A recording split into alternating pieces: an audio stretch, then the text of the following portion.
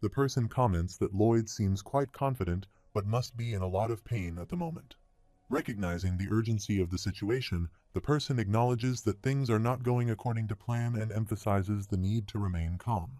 Moving his hand towards his badge, the person contemplates whether absorbing mana, as he did last time, would be effective. As he starts to absorb mana, his hand begins to burn. He questions whether Lloyd will not move or cannot move, pondering the potential consequences of the barrier if he does. Engaging in deep thought, he formulates a plan. Lloyd Frontra interrupts, stating that there's no need to reply because he intends to test it out regardless. The black magic spell begins to spread all around.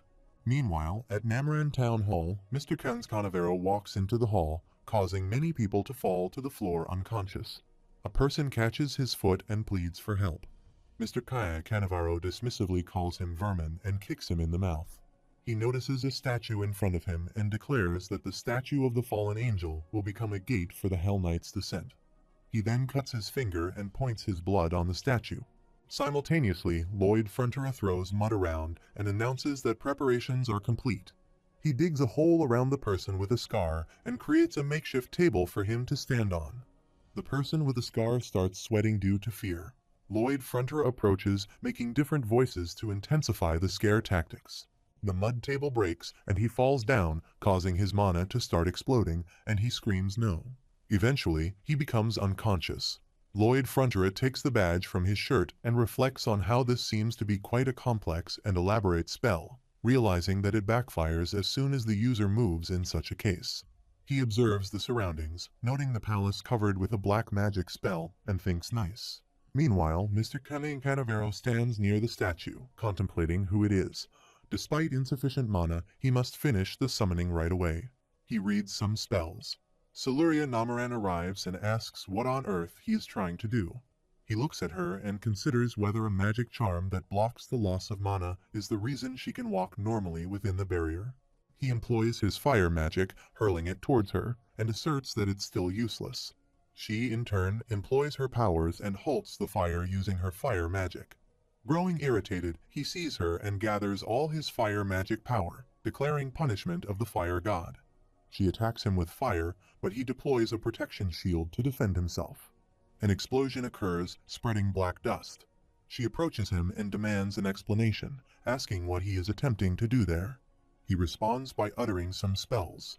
Shocked by his actions, she inquires further.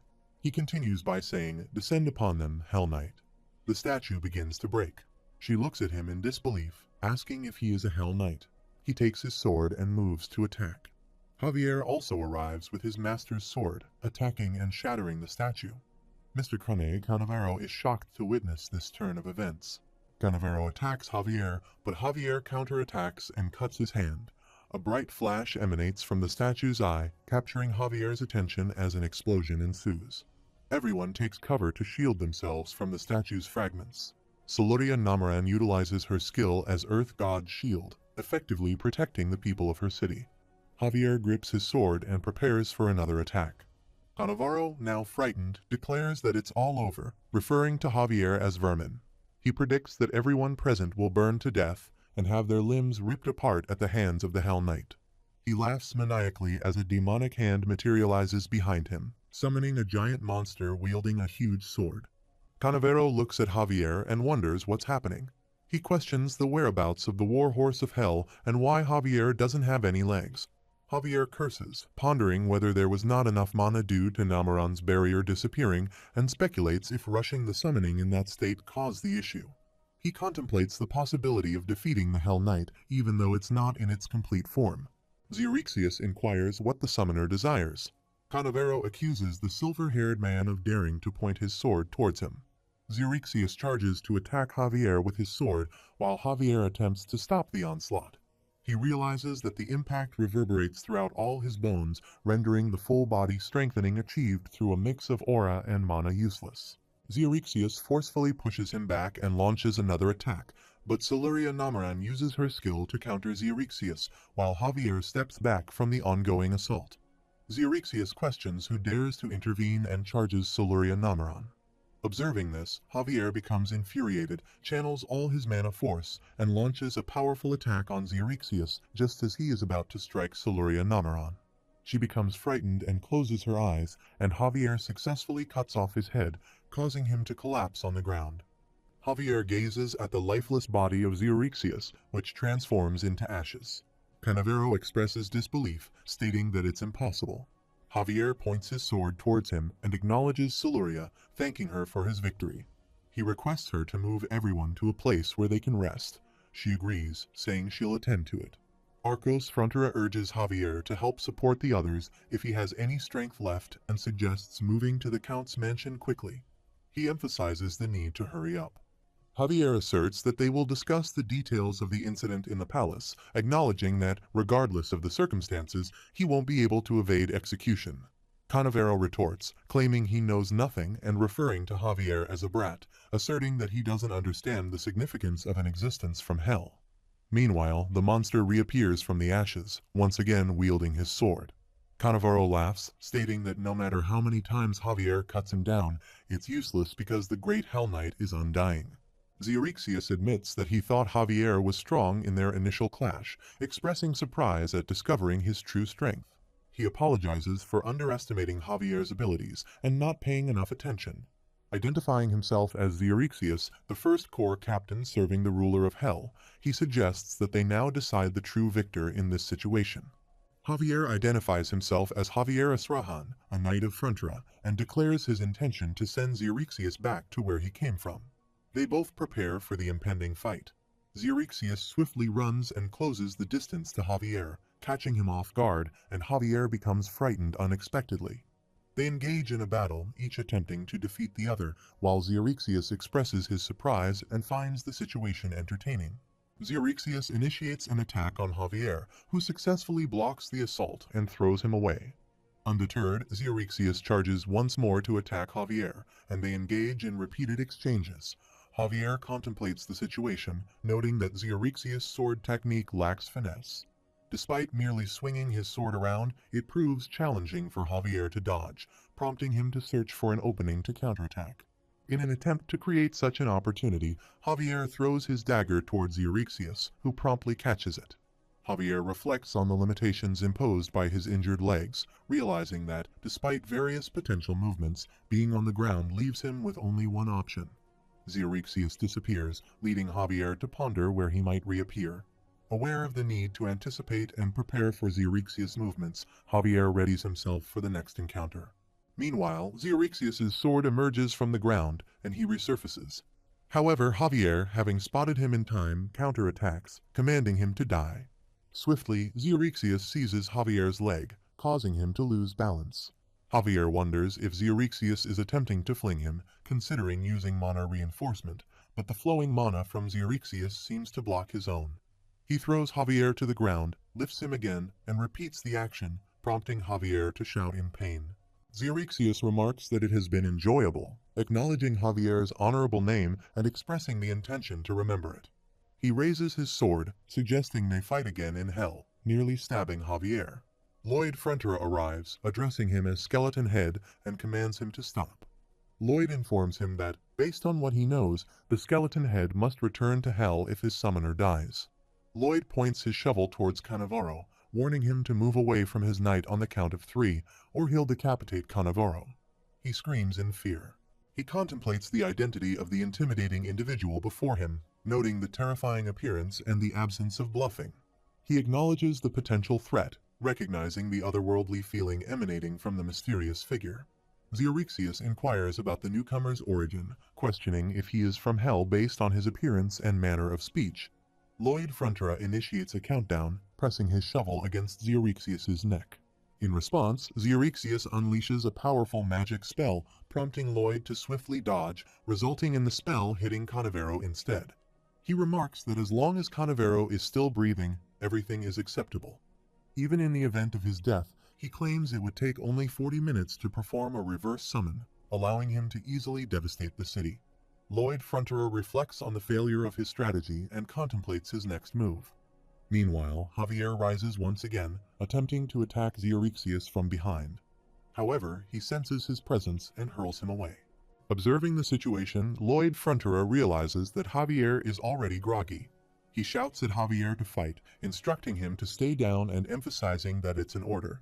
Lloyd calls out to Xerixius from behind as he moves towards Javier.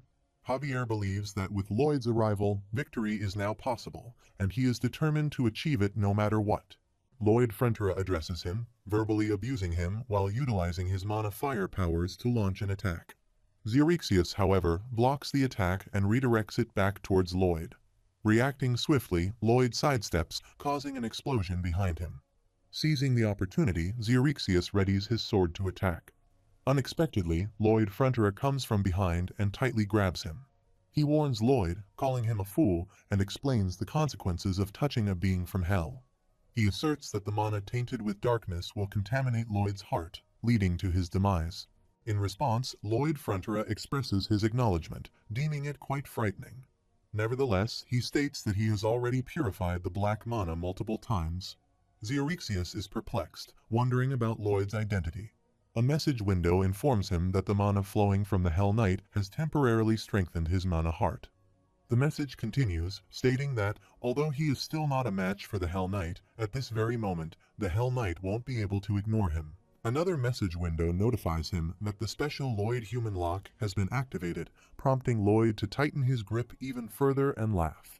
Lloyd Frontera maintains his grip on Xerixius as Xerixius attempts to hit him with his face and toss him away. However, Lloyd swiftly seizes Xerixius's legs, throws him to the ground, and then tightens his hold on Xerixius's neck, laughing loudly. As Javier prepares to attack again, Xerixius questions if he needs to remember something. Observing this, Xerixius thinks that Javier has already recovered from the earlier damage and realizes he needs to block the imminent attack. Javier strikes Xerixius's chest, causing him to shout in pain and step back quickly. Despite the attack, Lloyd Frontera still maintains his grip on Xerixius. Seeing Javier running towards them for another attack, Xerixius wonders why Javier is still clinging to him, given that he is currently teleporting. Lloyd Frontera questions why Xerixius has his armor and sword with him, advising him to discard them and criticizing him for finding faults. Javier runs in for another attack, and Lloyd Frontera, observing the situation, notes that Javier is moving faster than ever before, but still struggles to match the mobility provided by teleportation. Approaching his limits and attempting to purify the blackish mana, Lloyd Frontera frets about the possibility of losing at this rate and contemplates his next move. A message window prompts him to activate Messenger Contract Clause 37, Paragraph 1. Puzzled by the sudden request, he receives a notification indicating that the request has been approved. The system further informs him that under Clause 37, Paragraph 1, the messenger is capable of providing personal advice to the individual in charge of it. Another notification suggests sing Kim Suho if he sings, he'll be able to win. Confused by the idea of singing, Javier charges to attack with his magical circle spell. In response, Lloyd Frontera begins to sing, is someone who was born to be loved. Perplexed by the unconventional approach, he describes the sensation as akin to someone scratching his brain with an iron nail. He reflects, concluding that his singing is indeed just normal, and he simply cannot sing well despite being loved. Xerixius shouts for him to stop singing. Undeterred, Lloyd Frontera continues to sing, choosing to sing about having peace like river water. He observes that it seems to be working, as demons are evidently weak against him. Confused, Javier puts his hands over his ears. Reflecting on his own singing abilities, Lloyd Frontera realizes that even his parents, who were always kind to him, had asked him never to sing in front of others. Recalling a singing class practical test where he sang only one note of O Sol Mio, he remembers his music teacher lifting the organ and throwing it at him, insisting that he should skip class if he didn't want to participate. Recalling his time in the army, he remembers joining a church service that distributed chocolate pies and involved him singing. During one service, the pastor declared the appearance of a demon and threw holy water at him. Reflecting on the notion that no skills in this world are useless, even being tone deaf is considered beneficial, he continues singing about surging love. In response, Xerixius attacks, commanding him to die and go to hell, labeling him a demon. Meanwhile, Javier uses magical circles around his ears while listening to Lloyd's song expressing surging love. Despite Xerixius's attempts to throw him away, Javier remains close and charges to attack. Lloyd Fronterer releases his grip on Xerixius, causing him to fall to the ground. Lloyd exclaims hallelujah, and at that moment, Javier quickly stabs Xerixius using an aura blast, resulting in the destruction of everything around them. Lloyd Fronterer breathes heavily, and Javier appears tired as well. He comments that he won't utter phrases like "did they get rid of him?" since, in his experience, the other person always manages to survive. Javier asserts that it's not over and urges everyone to closely observe the mana in their vicinity. They notice Xerixius' shadow and his mana waves around them. Javier requests everyone to stand back. Despite the warning, Lloyd Fronterer smiles and reassures him that it's fine, stating that Xerixius won't survive. He questions if Javier is serious about making such a statement after witnessing the recent blast going through Xerixius' head. Lloyd Fronterer adds that he is willing to bet that the vote for his survival is already lost. Lloyd Fronterer retrieves his shovel from the ground and proposes a bet. If he survives, he'll serve as Lloyd's subordinate for a year. If he doesn't survive, Xerixius must dress up as Javiella when they return to their country. Javier agrees, urging Lloyd to stop approaching. The bet is on, and Javier launches 3 constructive blasts, attacking Xerixius with his skills. Observing the situation, Javier wonders if Xerixius is absorbing the Hell Knight's mana. He asserts that there's no way he can handle absorbing such immense mana. He coughs and vomits blood, contemplating whether his plan worked.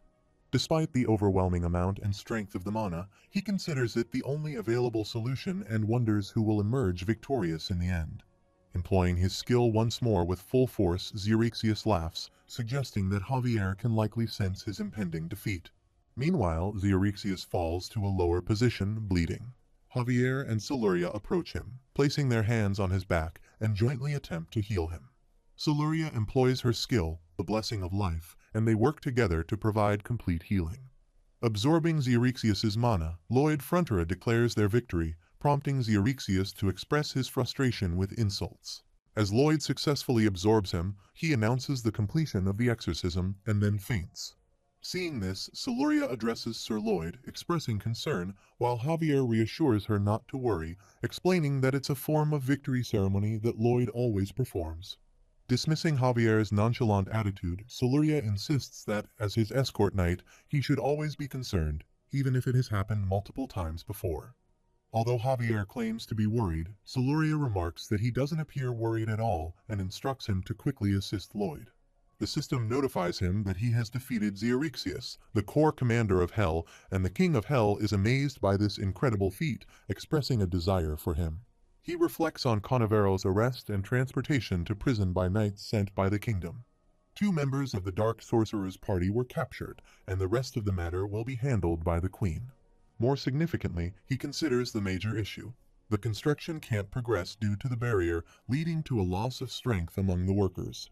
Reflecting on the situation, he regrets not having anticipated this problem and arranged for workers from their own county when the anchor spell was cast. However, he acknowledges the need to find a solution and earn money without speaking negatively. Upon waking up after being unconscious for a few days, he is certain that he has gained some incredible skills. The system informs him that, due to absorbing a part of his power, the option Undead Domination within his mana skill has been upgraded into an individual skill. He questions whether the various limitations and requirements of the Undead skill have been deleted, realizing that if he possesses the Undead, he could potentially have free labor. With a smile, he considers this development as an awesome jackpot. The message window then notifies him of gaining a new title, Demon-Possessed Atrocious Singer, presented as a compliment. He reacts skeptically, questioning the sincerity of the compliment and pondering the practicality of the new skill. He wonders if it's merely a pleasant-sounding feature, or if it possesses actual utility. Reflecting on what would be more beneficial, he contemplates having a power related to Hell, imagining the manifestation of Hell mana from his eyes as he looks in the mirror. He remarks on how big and cool his eye appears, relishing the sight. Simultaneously, someone knocks at his door, prompting him to turn and face the door. Inquiring about the visitor's identity, he proceeds to the door and repeats the question, wondering why there is no response. Upon opening the door, he is surprised to find numerous undeads standing outside. Puzzled, he asks who they are, prompting them to attempt an answer. Upon closer inspection, he finds their appearance unsettling and comments on the grossness of their eyes. One of the undead apologizes and presents a card explaining that they are ghosts who lost their bodies due to hell sorcery. They were wandering around when they sensed a power that could grant them a physical form, leading them to come to his location. Observing them with his hell mana eye, he considers the possibility. They affirm that it's correct and express gratitude towards him, acknowledging that thanks to him, they have acquired new bodies. They convey their appreciation once again, stating that meeting him in person has confirmed that he is the one who pacified their vengeful spirits. Recalling that he buried all the skulls he found on the mountain and prayed for them, they reveal that they lack memories of their past lives and have no purpose. They fear that if they disperse and wander aimlessly, they might eventually be exorcised. To demonstrate their sincerity, they all bow down in front of him and earnestly request him to take them in, offering a chance to repay his kindness. In response, he forewarns them of the significant amount of work he'll be assigning and inquires about the need for a salary.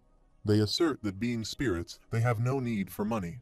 He inquires about what they need for sustenance, and they respond that they don't possess a digestive system. When he asks about a place for them to live, they suggest providing them with a 10 cubic meter coffin. Smiling, he agrees, declaring them as members of Frontier County's workers, specifically the Skeleton Worker Squad. They express their gratitude, and he laughs, reveling in the realization of the free labor he has always dreamed of. Excitement fills the air, with both him and the newly enlisted Skeleton Workers Squad sharing in the thrill. Meanwhile, Javier looks at him with annoyance, thinking that he no longer cares about what he does. He hugs Bengal and settles down to sleep in a chair.